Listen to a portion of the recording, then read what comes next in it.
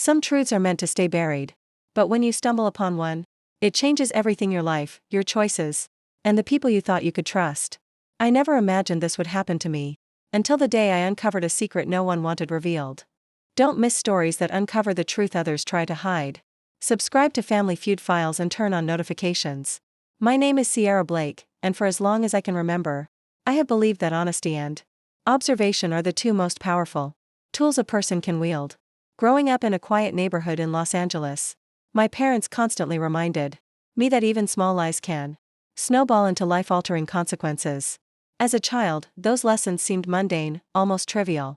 I never imagined they would prepare me for the moment I stumbled upon a secret so shocking it would forever change the way I viewed the world, fame, and the people we idolize. At 28, I worked as a junior journalist for a modest online media outlet. My assignments were repetitive: charity galas, film premieres, product launches, rarely anything truly meaningful. I often felt like my life was on autopilot, predictable and safe. But that perception shattered the night I first noticed something off about Brandon Hayes, a celebrity whose image dominated every media platform. Brandon was everywhere: magazine covers, late-night talk shows, viral clips on social media, an immaculate public persona that seemed untouchable. But the universe has a way of exposing cracks in even the most polished facades. It happened during a gala I was covering.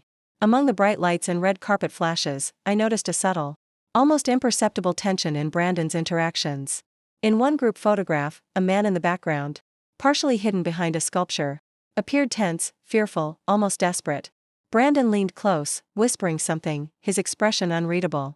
The man's eyes widened, his body stiffened, and in that split second, I knew I had witnessed more than a casual exchange. Something wasn't right. My journalist instincts kicked in immediately, ignoring the chatter of the gala around me. For the next several days, I began quietly investigating.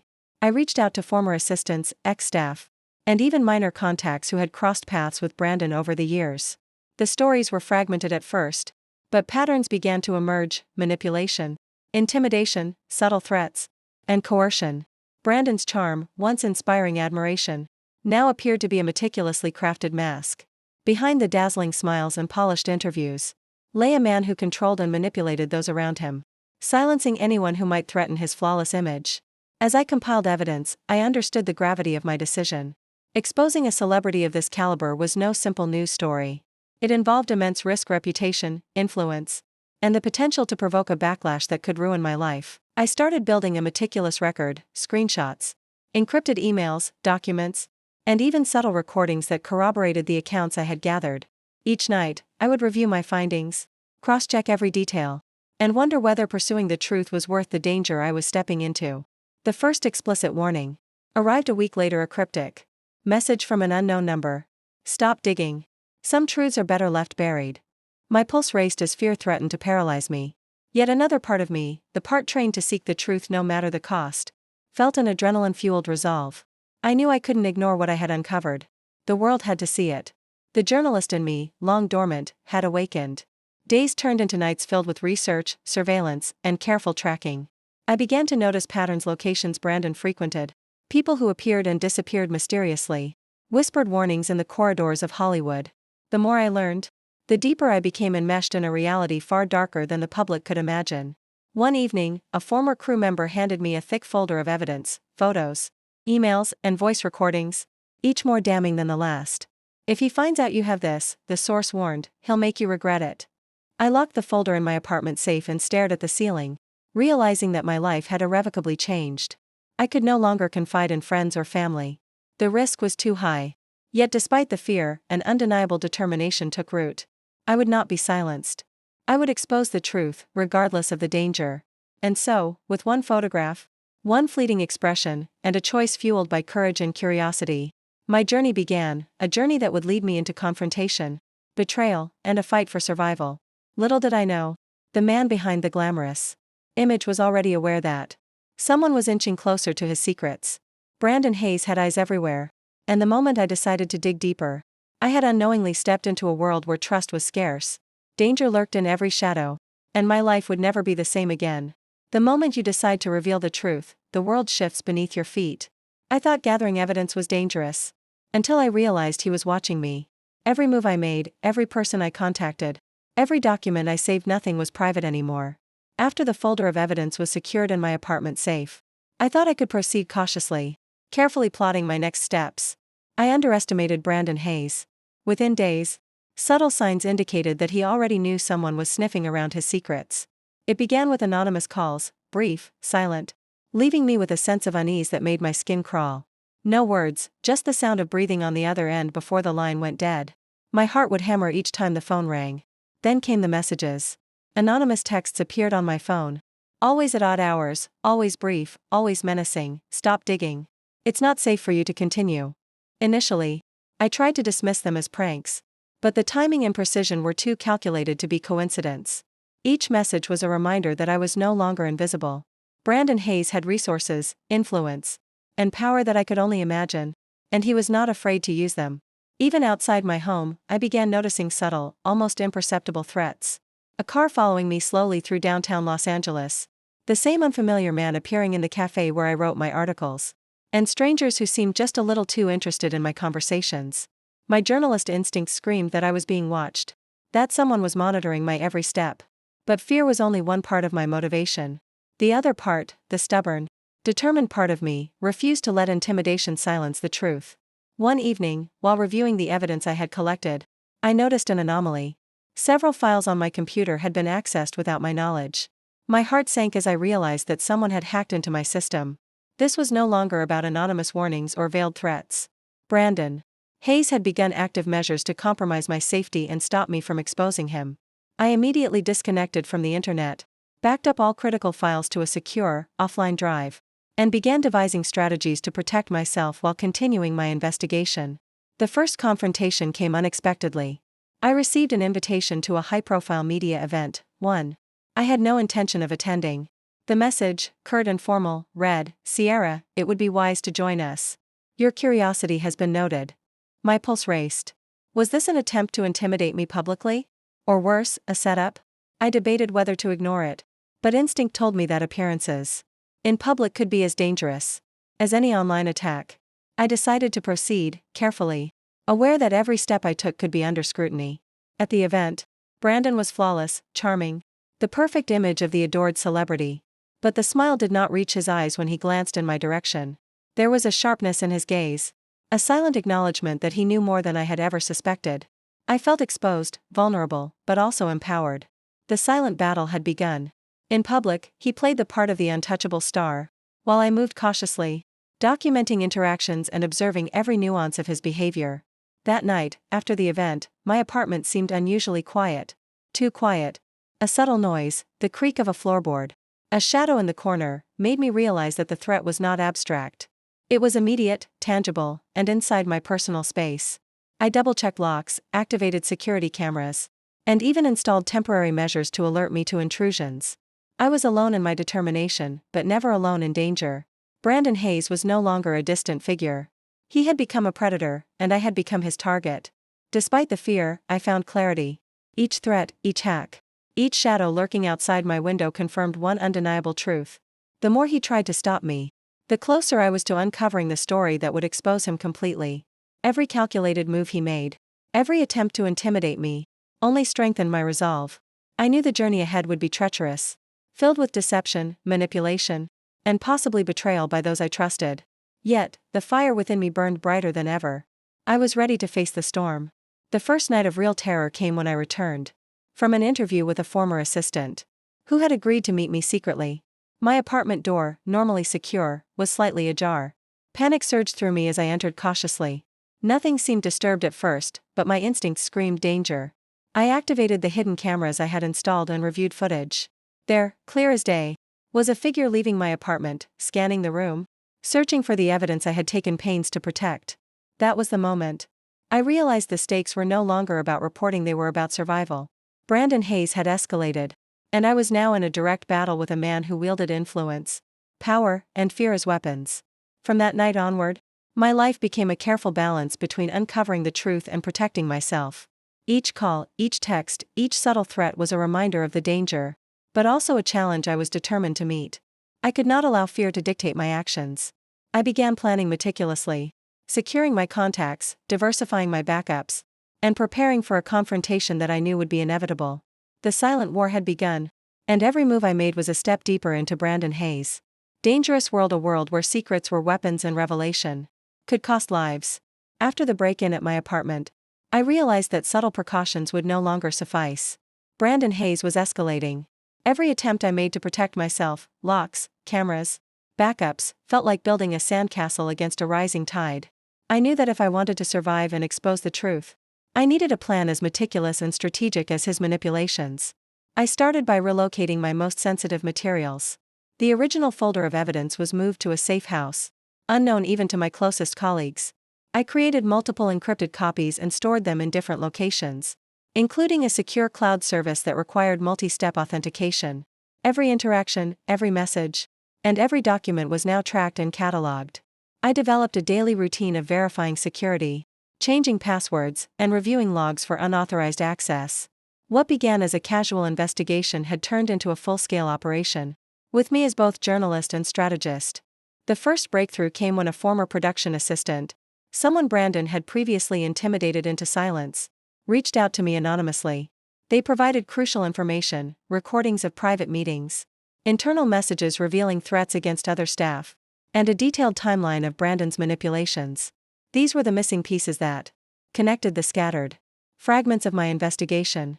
As I reviewed the evidence, a chilling realization settled in. Brandon Hayes had been orchestrating a web of control and deception for years, and I had just stumbled into its center.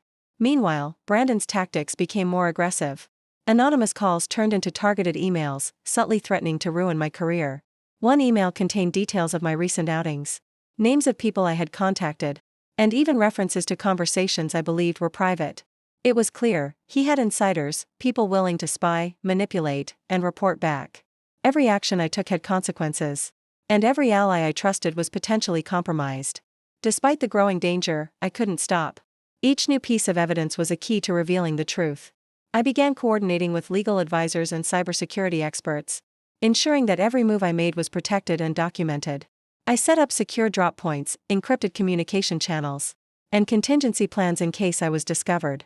This was no longer a simple story, it was a battle for justice, survival, and credibility.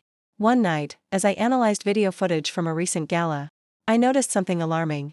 Brandon was speaking in hushed tones with a man I recognized from previous anonymous threats. Their body language was aggressive, calculating. They were discussing me. For the first time, I realized he was not just defending his secrets passively. He was actively strategizing against me.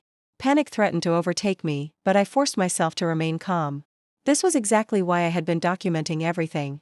I had proof, and proof was power. Determined to turn the tables, I devised a risky plan. I would lure Brandon into a situation where his own actions would reveal his manipulation. Using social media, carefully crafted leaks, and controlled interactions with insiders, I set the stage for him to expose himself without realizing it. It was dangerous, yes, but necessary. Each step required precision, timing, and patience. One misstep could cost me not just the story, but my safety. As I implemented the plan, the tension intensified. Every day brought new challenges: unexplained surveillance, threatening messages, and subtle sabotage aimed at discrediting me. Yet, with each obstacle, my resolve strengthened. I became hyper-aware of my surroundings, trusted only a few carefully vetted contacts, and documented every interaction meticulously. I learned to anticipate his moves, reading patterns and predicting threats before they materialized. The first real confrontation came when Brandon's legal team contacted me directly, citing vague accusations of defamation and harassment. Their tone was polite, professional, but underneath, I could sense the implicit threat: "We know what you have. Stop, or face consequences." I responded cautiously, maintaining a neutral stance publicly while doubling down on my internal security measures. Every action, every email, every word had to be calculated. Despite the mounting pressure, the thrill of uncovering the truth was intoxicating. Each discovery, each piece of evidence, reinforced the reality that Brandon Hayes' public image was a lie, meticulously crafted at the expense of others. And now, I was the one holding the pieces that could bring it crashing down. I knew the coming days would be the most dangerous yet. Brandon was powerful, resourceful, and ruthless, but I had the truth, and sometimes, truth is the deadliest weapon of all. Days after implementing my defensive measures, I realized that the most crucial evidence was yet to surface. Brandon Hayes' network was vast, his methods sophisticated, and his influence pervasive. To expose him completely, I needed undeniable proof, recordings, documents, and testimonies that no court, no media outlet, and no public opinion could dismiss. This realization drove me to take risks I had previously avoided. I began by reaching out to former collaborators, people Brandon had previously intimidated or silenced. Most were reluctant. Fear had a grip stronger than conscience. But one by one, through encrypted messages and discreet meetings, they began sharing fragments of the story, financial documents, emails detailing secret threats, and recordings of private conversations where Brandon discussed methods to manipulate and control those around him. Each revelation was more shocking than the last.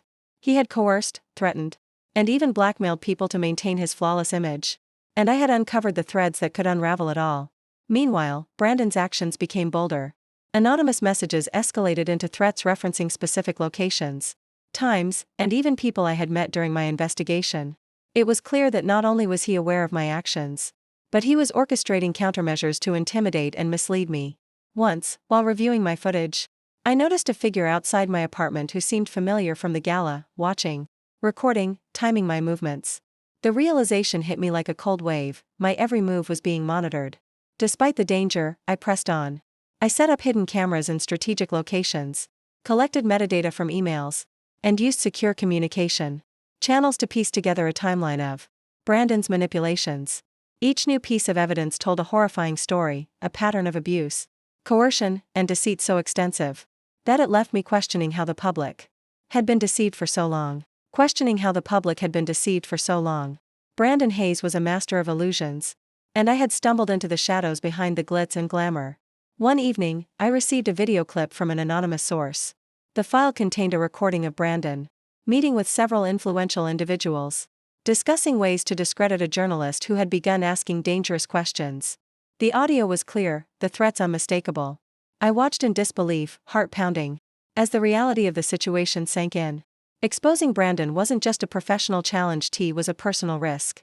Every person I contacted, every document I reviewed, and every public mention of his activities could trigger retaliation. The stakes escalated further when I discovered tampering with my personal devices. Files were moved, encrypted, or deleted. My security measures were being tested, probed, and circumvented. Brandon Hayes was demonstrating a level of control and sophistication that went beyond mere celebrity ego. He was actively trying to undermine me at every turn. The fear was constant, palpable, and unrelenting. I became hyper-aware of my surroundings, trusting only a handful of carefully vetted allies and never letting my guard down. Yet, amidst the growing danger, a sense of empowerment emerged. Each new piece of evidence, each testimony, strengthened my resolve. Brandon's network was vast, but it was not infallible. Mistakes, oversights, and human error were present, and I meticulously documented every one. My strategy evolved. Every action I took was calculated, every meeting carefully planned, every communication encrypted. The deeper I delved, the more the balance of power subtly shifted in my favor.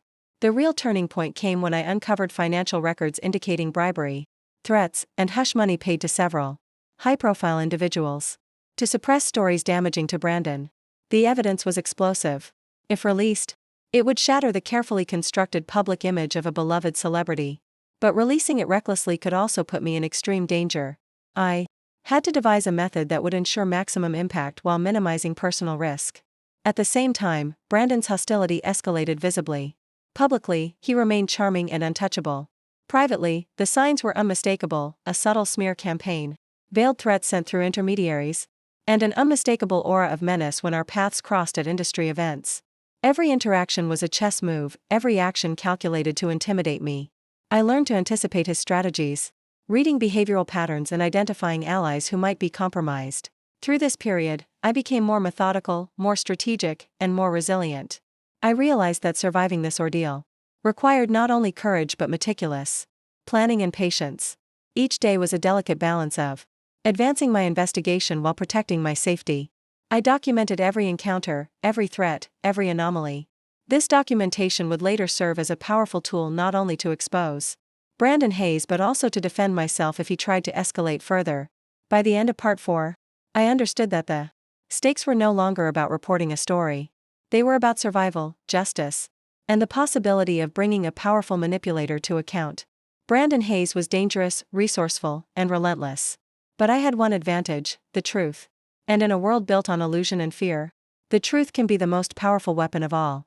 After weeks of meticulous documentation, secure backups, and encrypted communications, I knew I was ready for the next step: public exposure. Every shred of evidence had been verified, every testimony cross-checked. The financial documents, recordings, emails, and hidden videos painted a complete picture of Brandon Hayes' manipulations, threats, and attempts to silence anyone who knew too much. I was standing at the edge of a precipice. One misstep could undo everything I had worked for and endanger my life. The first priority was security. I coordinated with cybersecurity experts to ensure that no one could hack into my systems. During the release, I also consulted legal advisors to prepare for the inevitable lawsuits, threats, and smear campaigns Brandon would launch once the exposure became public. My strategy had to be airtight. The stakes were higher than anything I had ever faced.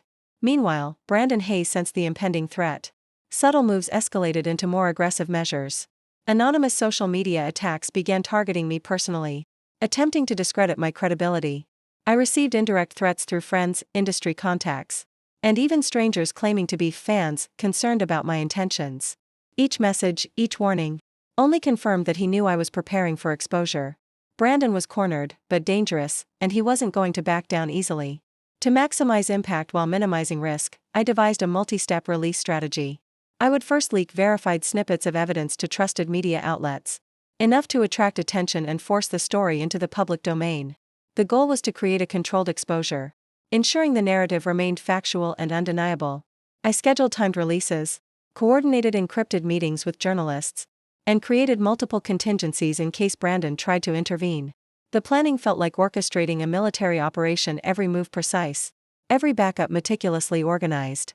Despite the preparation, fear lingered. Brandon's influence reached far and wide.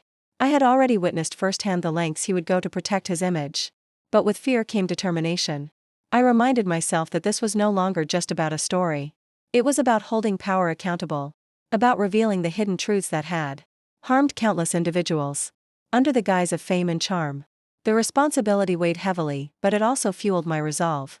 One of the most critical steps was securing additional insider testimonies.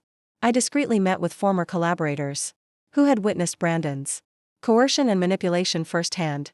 Their courage in coming forward was inspiring, but also risky. They too were targets. Each meeting required careful planning, safe locations, encrypted communications, and backup plans in case of compromise. Collectively, their stories corroborated the evidence I had, strengthening the narrative and ensuring that the exposure could not be dismissed as rumor or conjecture. As the day of the initial exposure approached, Brandon's maneuvers became even more blatant. A particularly chilling incident occurred when I noticed a suspicious vehicle parked near my apartment. For several hours, a man inside seemed to be documenting my comings and goings. I immediately activated my surveillance and alerted authorities, though I knew legal intervention would be limited against someone with Brandon's resources. That night, sleep eluded me. I lay awake reviewing every detail, every document, and every contingency plan. The tension was palpable, but focus sharpened my resolve. Finally, the moment arrived. I released the first wave of verified evidence to a select group of journalists. Within minutes, the narrative began spreading across social media, news outlets, and online communities. Brandon Hayes' carefully constructed persona began to crack. The public's perception of him shifting as details of manipulation, threats, and coercion emerged. Watching the truth surface was both exhilarating and terrifying. I knew Brandon's retaliation was imminent. Sure enough, within hours, his team mobilized. Lawyers sent cease and desist orders. PR teams attempted to spin the story, and anonymous threats intensified. But by then, the evidence was already in the public domain, corroborated and undeniable. The storm had begun, and there was no turning back. I had ignited a chain reaction, one that Brandon Hayes could not simply extinguish with money, influence, or intimidation. Despite the chaos, I remained vigilant. Each update, each reaction, and each public statement was carefully documented. The exposure was not just about revealing the truth. It was about survival, strategy, and ensuring that justice was pursued through undeniable facts. Every step, every precaution, and every plan was tested as Brandon's network responded. But the momentum was on my side. By the end of Part 5, the narrative had shifted. Brandon Hayes, once untouchable, now faced public scrutiny, while I, Sierra Blake, stood at the center of a storm I had carefully orchestrated. The danger was far from over, but the power of truth had begun to assert itself.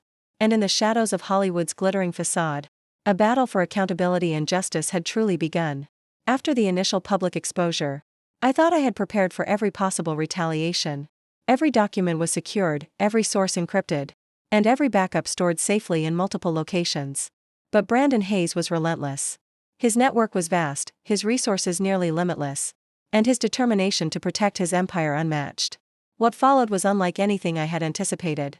Targeted attacks designed not only to intimidate, but to terrify me into silence. It started subtly. Anonymous social media accounts began posting my personal details, insinuating that my career and life were already at risk. Then, threats escalated to phone calls in the middle of the night, distorted voices warning me to stop, cryptic messages detailing knowledge of my daily routines, and even surveillance footage leaked to me by unknown sources, suggesting that my every move was being tracked. Brandon's reach was chilling. He wasn't just a manipulator. He was a predator, and I had become his target. Determined not to succumb to fear, I strengthened my defenses. I installed advanced security systems, alerted trusted authorities, and ensured that my movements were unpredictable. Every meeting, every interaction, was meticulously planned. I coordinated with cybersecurity experts to monitor potential hacks and breaches in real time. My home, my devices, even my digital communications became fortified strongholds. Yet, despite all precautions, the sense of impending confrontation was unavoidable. The escalation peaked when I received an anonymous package at my doorstep. Inside were documents and photos clearly intended to intimidate me. Images of my apartment exterior, photos from private events, and cryptic notes implying that my sources were being monitored and compromised. The message was clear: Brandon Hayes was watching, calculating, and ready to escalate further if I persisted. My pulse raced, but the fire of determination blazed even stronger. I refused to be silenced. One night, while preparing for a scheduled press release with a trusted journalist, I noticed a shadowy figure outside my apartment. I immediately activated my surveillance cameras and security alarms. The figure fled, but the intensity of the moment cemented one fact. Brandon's attempts to intimidate me were now physical, not just psychological. I knew the confrontation was inevitable. I could either retreat and lose the story or confront the danger head-on, armed with preparation, evidence, and resolve. In preparation, I meticulously reviewed every piece of evidence. Financial records, private recordings, testimonies, all of it created a formidable arsenal against Brandon Hayes. I rehearsed responses, planned contingencies, and mapped escape routes, ensuring that every possible scenario had a solution. The stakes were higher than ever: my safety, my credibility, and the lives of those who helped me depended on flawless execution. The day of the press release arrived. I coordinated with multiple news outlets to release the evidence simultaneously. Within hours, Brandon Hayes' carefully curated public persona began unraveling. The evidence was undeniable: manipulation, intimidation, financial coercion, and threats exposed for all to see. Social media erupted, news outlets amplified the story, and public opinion shifted dramatically. Brandon's influence could not contain the exposure. The storm he tried to prevent had broken loose. Almost immediately, retaliation followed. Brandon's legal team issued aggressive cease and desist orders. Anonymous attempts to discredit me intensified. Even trusted associates were threatened. But the preparation, documentation, and foresight built over months kept me one step ahead. I anticipated every move, countered threats proactively, and ensured that the narrative remained factually undeniable. Brandon's desperation was palpable, and every action he took confirmed the impact of the exposure. By the end of Part 6, the confrontation had reached its peak. Brandon Hayes' threats and maneuvers had escalated to their maximum intensity. But I, Sierra Blake, had survived, adapted, and strategically countered. The storm of intimidation, fear, and manipulation was raging, but I had secured my position, and the truth had begun to prevail. The final chapter was approaching, where justice, resolution, and the culmination of months of meticulous strategy would unfold. The aftermath of the public exposure was immediate and dramatic. Brandon Hayes' carefully curated persona was dismantled piece by piece. Media outlets covered every angle of the story: financial coercion, manipulation, intimidation, and the systematic silencing of anyone who dared challenge him. Social media exploded, public opinion turned sharply against him, and calls for accountability resonated across platforms. Every threat he had sent, every attempt to intimidate me, backfired as the evidence I had meticulously collected became undeniable proof of his wrongdoing. As the legal and professional consequences mounted, Brandon attempted a final push to regain control. Cease and desist orders, smear campaigns, and attempts to discredit my credibility came fast and furious. But I had prepared for every contingency. Lawyers, cybersecurity experts, and trusted media contacts ensured that every attack was countered with precision. I was no longer the hunted, I had become a strategist, armed with truth and documentation that could not be ignored. The most significant turning point came when one of Brandon's former assistants, previously intimidated into silence, publicly corroborated my findings in a live interview. Their testimony validated everything I had reported, leaving no room for denial or manipulation. The evidence was now complete, public, and overwhelming. Brandon Hayes' attempts to manipulate perception failed spectacularly, as the narrative shifted entirely in favor of truth and accountability. In private, Brandon's desperation was palpable. I learned that his inner circle was fracturing. Allies he had relied upon for years were now distancing themselves. Fear, once his tool, had turned against him. The power he wielded to intimidate others had collapsed under the weight of public scrutiny and undeniable evidence. Watching the truth unfold was both thrilling and vindicating. Months of careful work, risk, and strategy had brought justice within reach. Despite the triumph, I remained vigilant. Months of threats, surveillance, and psychological warfare had taught me that even when the truth emerges, consequences can linger. I maintained security protocols, continued encrypted communications, and documented every development to ensure lasting protection. Yet, for the first time in months, I could breathe more freely, knowing that the storm was breaking and that my persistence had prevailed. The final confirmation of victory came when Brandon Hayes faced both legal repercussions and public condemnation. Investigations by authorities began, lawsuits were filed, and the public, once captivated by his charm, now recognized the man behind the mask. The persona that had intimidated, manipulated, and silenced countless individuals was exposed as a construct of lies, fear, and coercion. Brandon's empire was crumbling, piece by piece, while I, Sierra Blake, remained steadfast, prepared, and resolute. In the aftermath, the impact of the exposure extended beyond personal vindication. The story inspired others to speak up, to challenge power, and to pursue truth even in the face of danger. Survivors of manipulation and coercion reached out, sharing their experiences and expressing gratitude for my persistence. The ripple effect of courage and accountability demonstrated that even the most powerful individuals could be held responsible when faced with determined and meticulous truth seekers. As I reflected on the journey, I recognized the transformation within myself. What began as an assignment, a pursuit of a story, evolved into a profound lesson in resilience, strategy, and courage.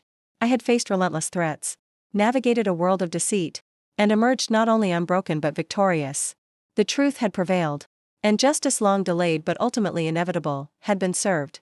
The story of Brandon Hayes and the empire of fear he built is now a testament to the power of integrity, diligence, and courage. For me, Sierra Blake, the journey reaffirmed that no matter how formidable the adversary, the truth, meticulously documented, strategically released, and courageously defended, can dismantle even the most entrenched illusions. The storm had passed, and in its wake stood the undeniable triumph of justice. The truth always has a way of coming out. If you love this story and want to see more real-life revenge, betrayal, and justice stories, make sure to subscribe to Family Feud Files and turn on notifications for every shocking revelation.